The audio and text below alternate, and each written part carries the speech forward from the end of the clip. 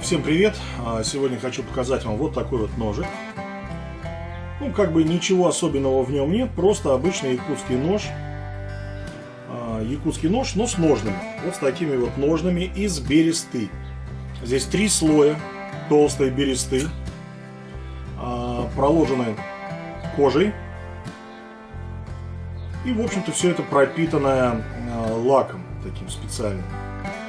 Береста это довольно прочная такая замена, в общем-то, как бы кожи. Да, и гораздо более оригинально, более красиво, более симпатично. То есть, ну, кожаные ножны есть у всех, а вот берестяные далеко не у всех. Так, вот так это все выглядит вместе с ножными.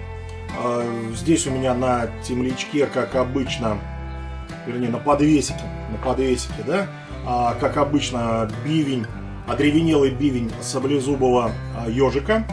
Такой достаточно крупный ежик попался в этот раз, большой. Вот. Шнурочек. Ну, шнурочек прочный, никуда он не денется, не порвется, ничего с ним не случится. В общем-то, хотя он достаточно тонкий, да? Смотрите, да, то есть достать его оттуда, ну, очень как-то так даже нелегко. Но, тем не менее, один щелчок, и он оттуда, в общем-то, выскакивает. Раз, все, выскочил. Но потерять его оттуда, конечно же, никакой возможности у вас не будет.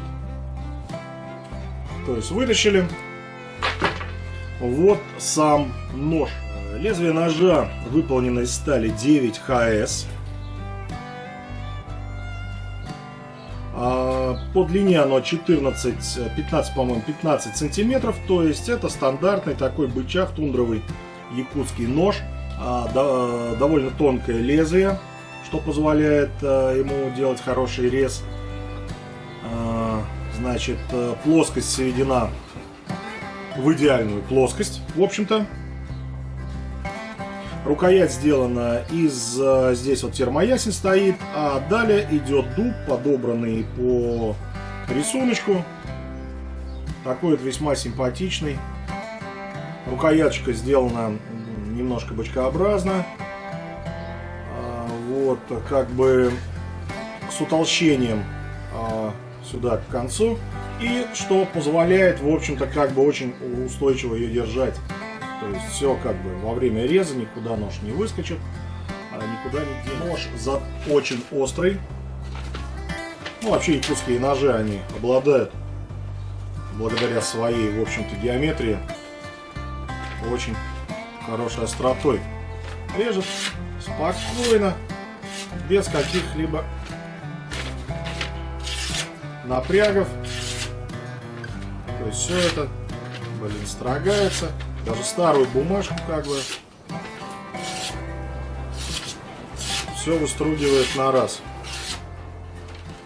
Находятся такие товарищи, которые не очень хорошо, наверное, знакомы с физикой вообще из школьной программы.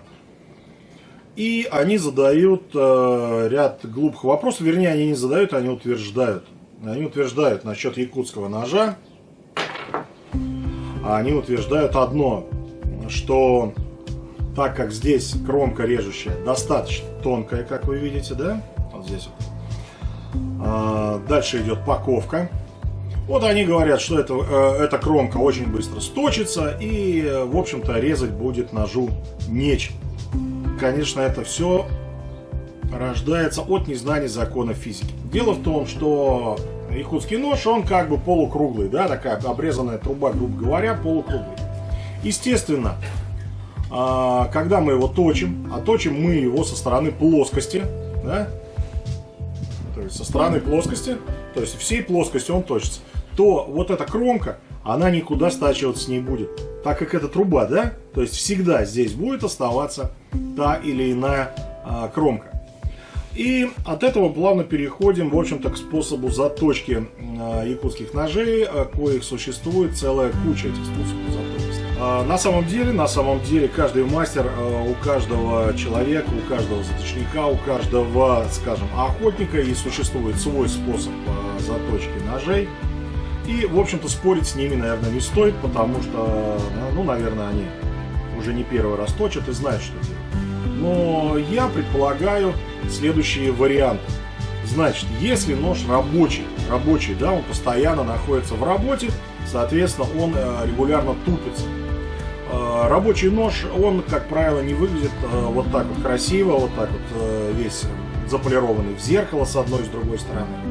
Соответственно, тому же охотнику или какому-то там мастеру, который режет дерево, там строгает, какому-то таежному выживальщику эта красота нафиг не уперлась. Соответственно, он берет брусок обычный и правит нож вот всей этой плоскостью. И у него никогда, соответственно, режущая кромка никуда не денется, никуда она не сотрется. Нож будет тоньше и тоньше, ну, с годами, с десятилетиями, да, наверное, даже. Вот. Но режущая кромка никуда не денется, даже в тот момент, когда нож будет вытираться, он будет тоньше, а режущая кромка вот это будет наоборот шире намного. Как бы так. Или второй вариант, да, человек, у которого этот нож будет лежать, ну не конкретно этот, а вообще якутский нож, вот такой заполированный, красивый, будет просто лежать на полочке. Может быть, он им будет резать какую-то колбаску, что-то делать так по мелочи, а может и вообще ничего не будет делать. В таком случае я очень сомневаюсь, что у данного человека этот нож вообще когда-нибудь затупится. Но даже если он затупился, то есть он взял колбаску и порезал там на какой-то пластмассовой доске для разделки, а то бывают еще такие, знаете, стеклянные какие-то, да, или бамбуковые, тоже весьма может сильно затупить любую режущую кромку, то в таком случае я ему предлагаю, этому человеку, подточить нож, чтобы не попортить, собственно, само вот это вот зеркальное, так сказать, зеркальную полировочку саму, затачивать вот с этой стороны. То есть взяли, подправили здесь кромочку на каком-то станочке, да, допустим, не на станочке, на брусочке, и все, и он режет дальше. То есть это не изменит его геометрии почти никак, потому что небольшая подводочка не сможет сильно выпрямить там или испортить эту геометрию, и, соответственно, никогда не испортит плоскость. Но, тем не менее, он будет дальше продолжать резать, а полированные поверхности останутся. Как бы так, вот такие вот у меня два совета, значит. Люди, которые, в общем-то, работают с этим ножом постоянно, им вообще пофигу, да, сами заточат как хотят. А вот кто хочет сохранить поверхности, ну, делать будет вот таким образом. Есть нормальные люди, которые спрашивают, а как заточить нож? Вот я ответил. А есть люди, которые утверждают, а что это туфта, а не нож, это вся эта туфта, это все, эта режущая кромка моментально накроется, от нее ничего не останется и все. Ну вот вам законы физики, товарищи. Учите физику, школьную программу, учебник за 4 класс, откройте, посмотрите, там наверняка что-нибудь найдется. Вот, какую-нибудь полезную механику можно еще получить или еще что-нибудь. Все, на этом всем пока. До новых встреч.